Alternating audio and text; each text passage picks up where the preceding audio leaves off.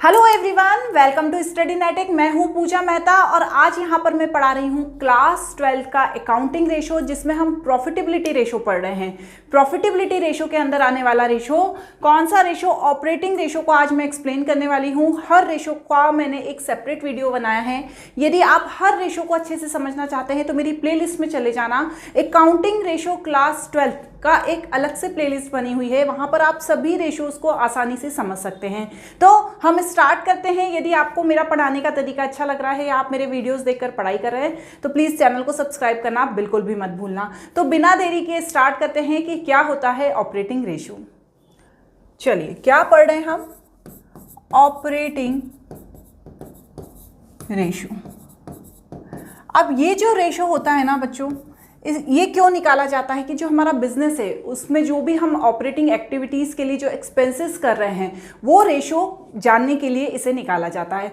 ये रेशो जितना लोअर होता है ना उसे उतना अच्छा माना जाता है। ऐसा नहीं है कि हम ज़्यादा खर्चा कर रहे हैं, हमारा रेशो हायर आ रहा है तो ये अच्छा है, नहीं। जब हमारा रेशो लोअर आ रहा है मतलब हम कम खर्चा कर रहे हैं और हमारी ऑपरेटिंग एक्टिविटीज़ को अच्छे से रन कर रहे हैं। इसके लिए इस रेशो का लोअर होना बहुत ज़रूरी होता है। ये जो रेशो होता है वो operating cost and revenue from operations के बीच का रिलेशनशिप बताता है, जो किस तरीके से काम हो रहा है बिजनेस में, किस तरह से ऑपरेटिंग एक्सपेंसेस हो रहे हैं बिजनेस में, इसके बीच इसमें रिलेशनशिप बताया जाता है। इसका जो फॉर्मूला होता है वो बहुत ही सिंपल सा होता है। Operating cost divided by revenue from operation into 100। ठीक है, इसका आंसर हमेशा परसेंट में आता है। ऑपरेटिंग कॉस्ट में क्या क्या इंक्लूड हो सकता है और करके भी लिख सकते हैं। Operating expenses plus cost of revenue from operation. ठीक है, और divided by revenue from operation. ठीक है, ये दोनों ही तरीके से पुट करके आप ऑपरेटिंग रेशो निकाल सकते हैं। इसमें भी इनटू 100 करते हैं। अब बच्चों यहाँ पर डायरेक्ट यदि ऑपरेटिंग कॉस्ट दी है तो बहुत अच्छी बात है। यदि नहीं दी है तो हमें ये चीज़ देखनी है कि ऑपरेटिंग एक्सपेंसेस दिए हैं या cost of revenue from operations दिया है। यदि ये दिया है तो इनमें हमें ऑपरेटिंग एक्सपेंसेस तो क्लियरली दिए होंगे, लेकिन यदि हमें cost of revenue from operations निकालना है तो हम क्या करेंगे? हम वही पुराना ग्रॉस प्रॉफिट रेशो वाला फॉर्मूला लगा देंगे। Cost of revenue from operation is equal to opening inventory plus net purchase direct expenses minus closing inventory. ये फॉर्मूला पुट कर सकते हैं। एक और फॉर्मूला है इसमें, रेवेन्यू फ्रॉम ऑपरेशन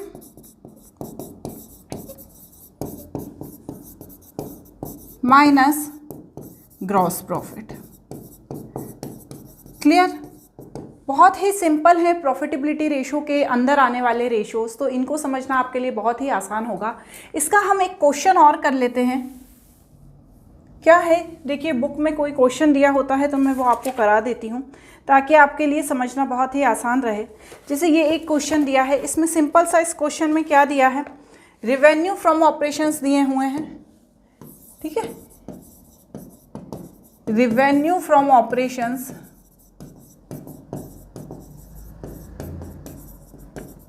कितना दिया हुआ है? Revenue from operation 6,80,000। इसके बाद दिया है rate of gross profit on cost. ठीक है ना, 25% एंड सेलिंग एक्सपेंसेस कितना दिया है? 1,44,000 एंड दिया है एडमिनिस्ट्रेटिव एक्सपेंसेस। एडमिनिस्ट्रेटिव एक्सपेंसेस कितना दिए हैं? 73,000। ठीक है, ये जो क्वेश्चन है ना ये उसमें भी आया था 2016 में। तो ये दिया हुआ है, ठीक है, ये क्वेश्चन में दिया हुआ है। अब इसका हम सॉल्यूशन कैसे करेंगे?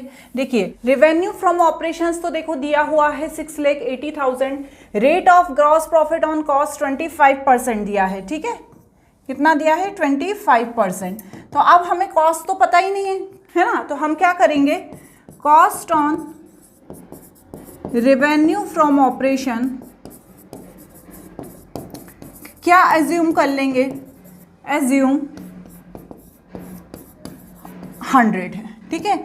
अब ये कितना है ग्रॉस प्रॉफिट, उस पर 25%, तो यहां पर क्या लिखेंगे हम, ग्रॉस प्रॉफिट 25, तो रेवेन्यू फ्रॉम ऑपरेशन कितना हो गया,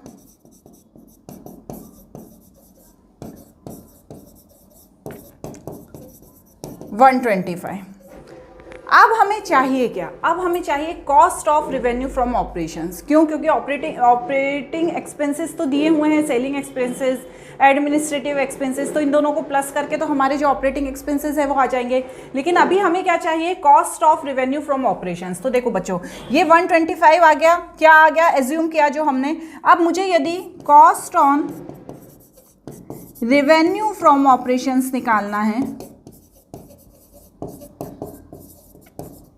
तो मैं क्या करूंगी, जो मेरे पास रेवेन्यू फ्रॉम ऑपरेशंस दिया है 6,80,000 इंटू 100 करके 125 कर दूंगी, ठीक है। तो करके देखो कितना आएगा। इसी तरीके से करते हैं ना, थोड़ा सा मैथमेटिकल कैलकुलेशन भी करना पड़ता है। 6,80,000 इंटू 100 डिवाइडेड बाय 125 तो आ जाएगा 5,44,000। क्लियर? अब सेलिंग एक्सपेंसेस दिए हैं और एडमिनिस्ट्रेटिव एक्सपेंसेस दिए हैं, तो अब हमें क्या करना है, ये हमारे टोटल क्या होंगे, ऑपरेटिंग एक्सपेंसेस। ये तो मेरा निकल गया cost of revenue from operations 4,80,000 and total कौन से एक्सपेंसेस, ऑपरेटिंग एक्सपेंसेस। हमें ये चाहिए ना, तभी तो हमारी ऑपरेटिंग कॉस्ट निकलेगी। तो कितना मेरे को प्लस करना है, 1,44,000 प्लस 73,000। तो चलो प्लस करो, 1,44,000 प्लस 73,000, तो यहाँ पर आ गया 2,17,000, ठीक है। बस बहुत सिंपल है। अब क्या करना है, इन दोनों को ऐड कर देना। हमारा फॉर्मूला भी हमने लगाया नहीं था, चलो लगाओ फॉर्मूला पुट करके। क्या था हमारा फॉर्मूला, हमारा था ऑपरेटिंग रेशो। आपको तो सबसे पहले फॉर्मूला ही लगाना है, फिर ये सब रफ में करना है। Cost of revenue from operations, cost of revenue from operation plus operating expenses, ठीक है ना, operating expenses, clear, divided by revenue from operation.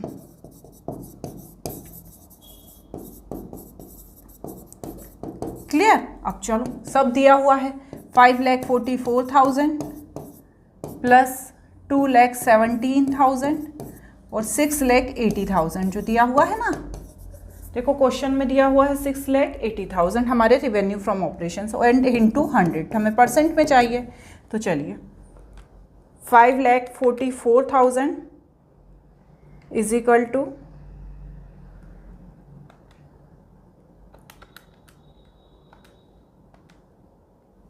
रुकिए एक बार और करते हैं, 5,44,000 प्लस 2,17,000